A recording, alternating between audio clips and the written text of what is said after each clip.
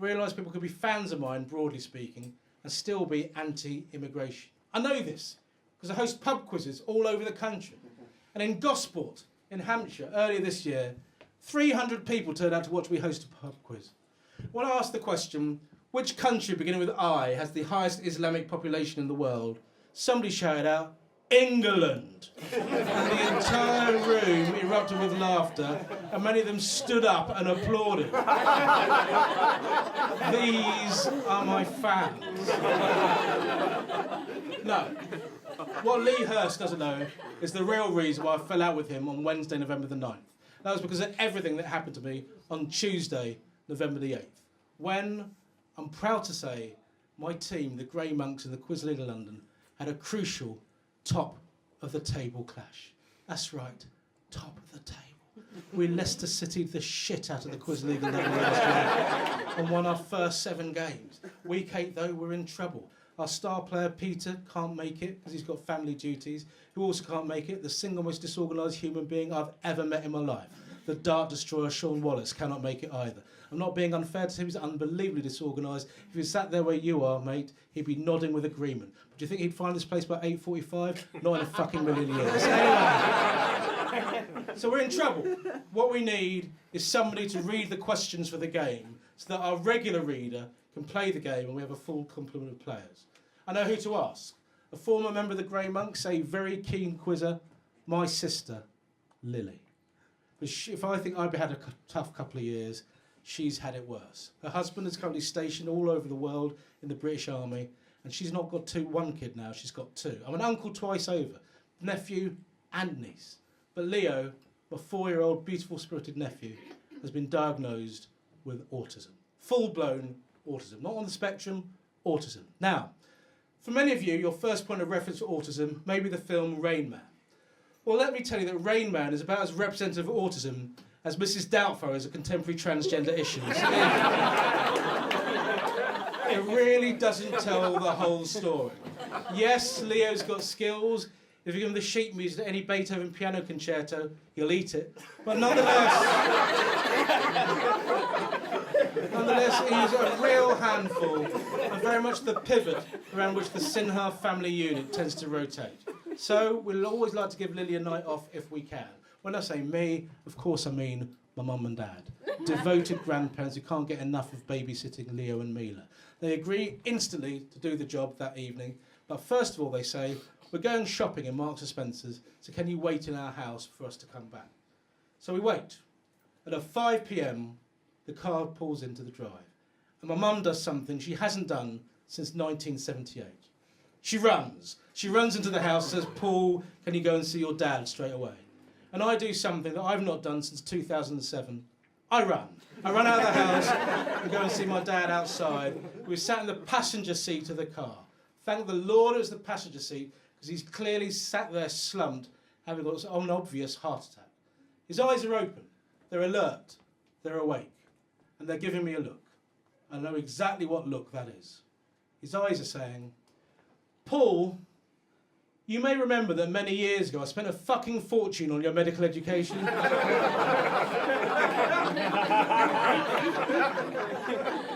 I think we can both agree that now is the time for some payback.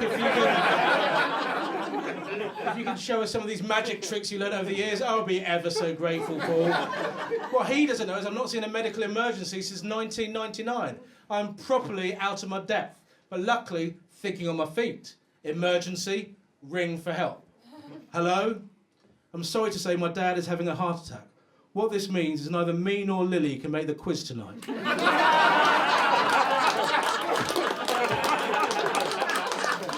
So Mark, here's the plan.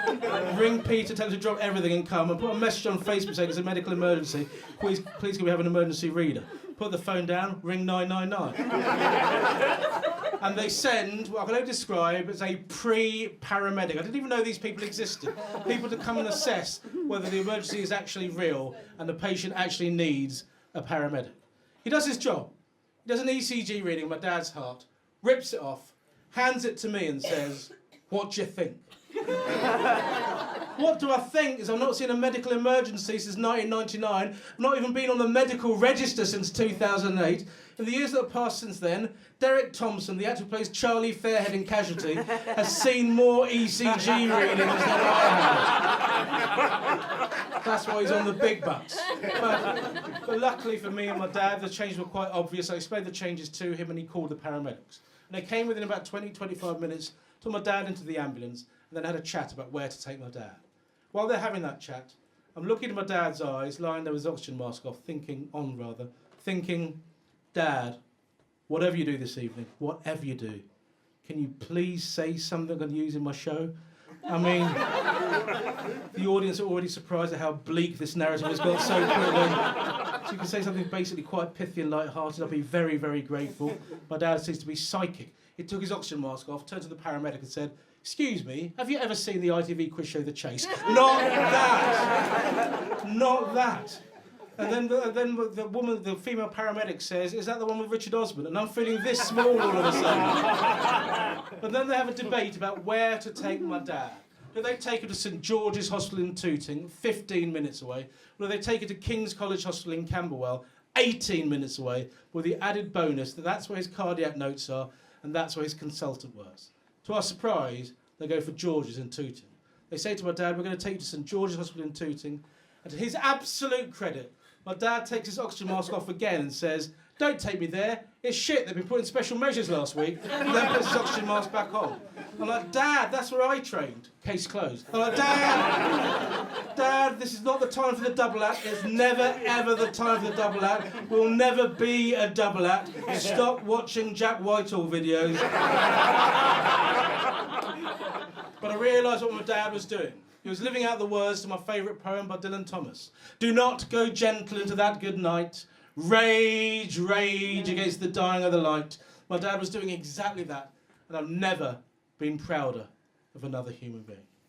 "I'll take this, Dad." And I turned to the paramedic and said, "Please reconsider. George's, yes, it's 15 minutes. King's, 18 minutes. It's 3 minutes more. That's where his notes are. That's where his consultant lives. But more than that lives, he's got some money. That's where his consultant works.